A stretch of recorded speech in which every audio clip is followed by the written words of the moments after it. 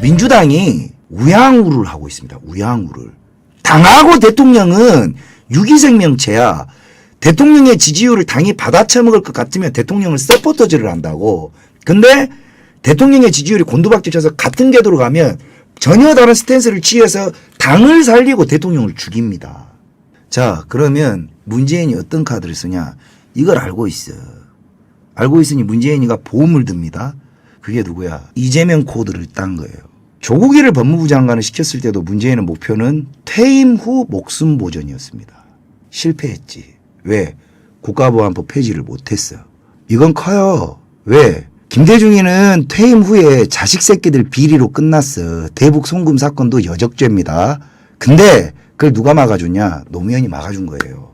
국보법상 김대중은 사형이에요. 왜? 적국에 돈을 쳐줬기 때문에 여적죄야. 노무현 마찬가지. 근데 문재인은 지가 알아. 문재인의 불화를 임종석이 쥐고 있어요. 왜? 근데 그건 문재인이 한 게 아니야. 임종석이가 한 거지. 임종석이가. 그러니 임종석이가 실패를 한 거예요. 갖다 뒤를 때렸는데 김정은이가 변심해버렸다니까.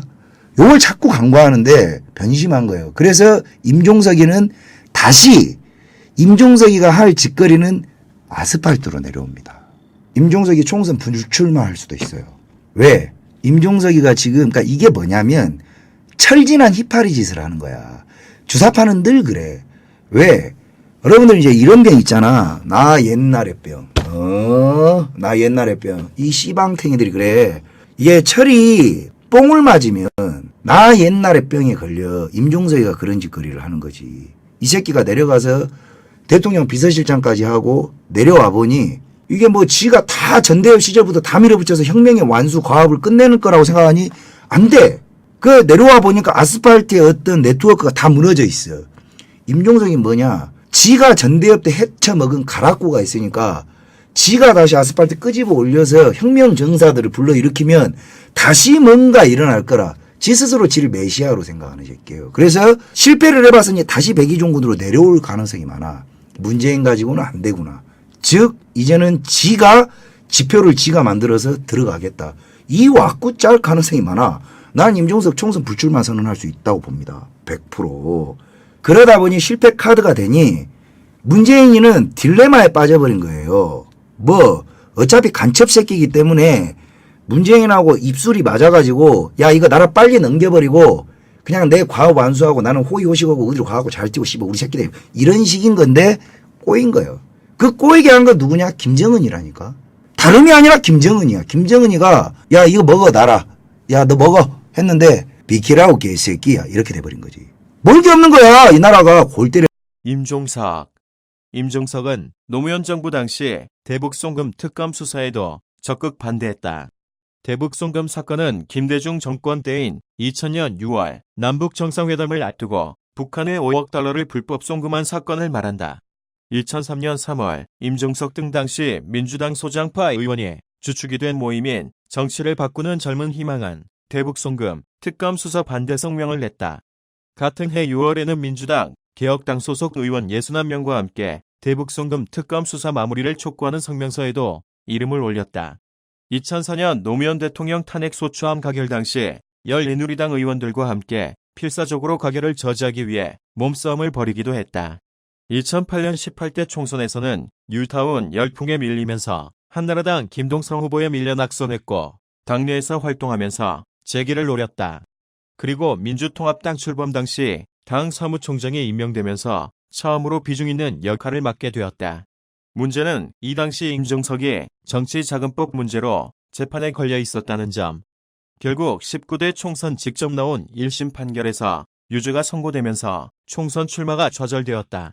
사실 출마 자체는 할 수도 있었지만 재판 문제로 인해 공격을 받을 것 같자 결국 포기한 것.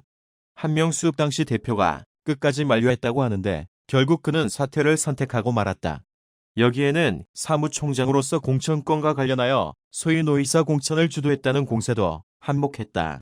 성동구 지역구는 그의 친구인 홍익표 교수에게 넘어갔고 그는 사무총장직도 내놓게 되었다. 그의 사퇴 원인이 된 정치자금법 문제는 2심에서 무죄로 뒤집히면서 최종적으로 무죄 선고가 났다. 2014년 남북경제문화협력재단을 설립하고 이사장으로 활동했다. 해당 재단은 남측 방송을 대리하여 대한민국 내 북한 저작물 이용의 저작 권료를 북한에 지불하는 업무를 담당하고 있다. 10.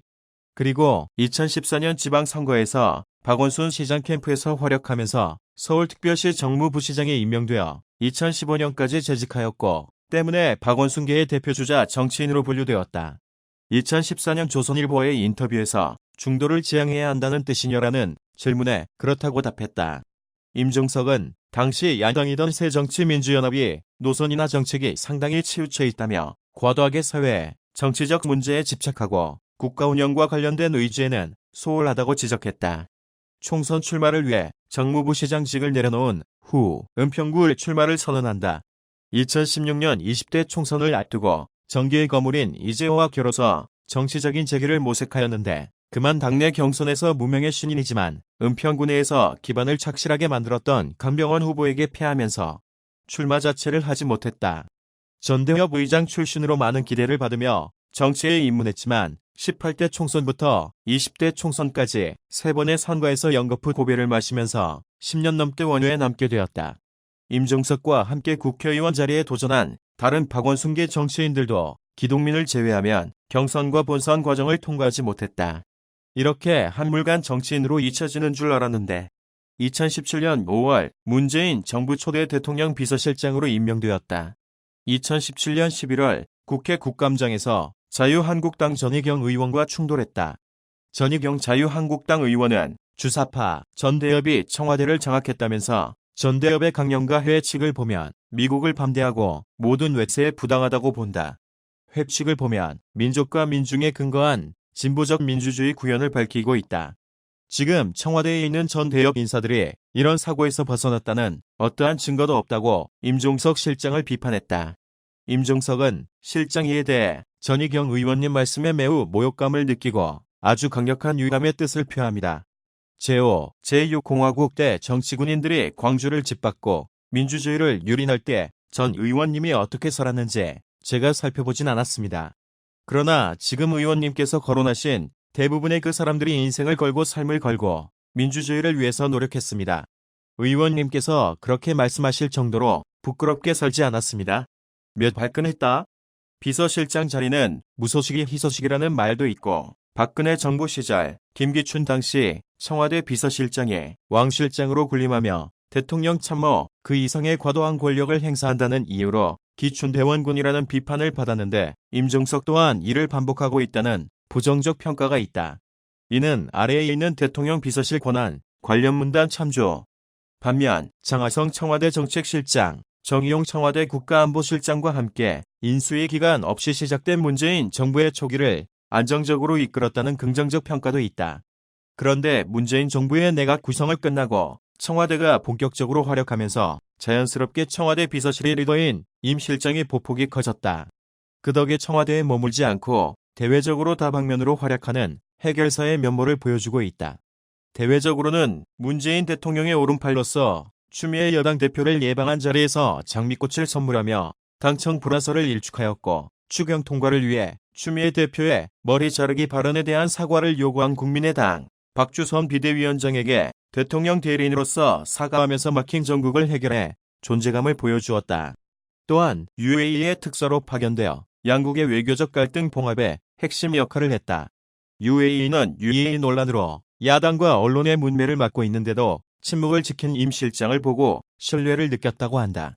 1년차가 되면서 제왕적 비서실, 밉차기 정치로 비판을 받았으며 음주운전, 음주폭행 등의 공직기강 회의가 청와대에서 일어나는데 비서들은 SNS에 집중하고 있다. 겉멋만 들었다는 지적에 여당에서도 나온다.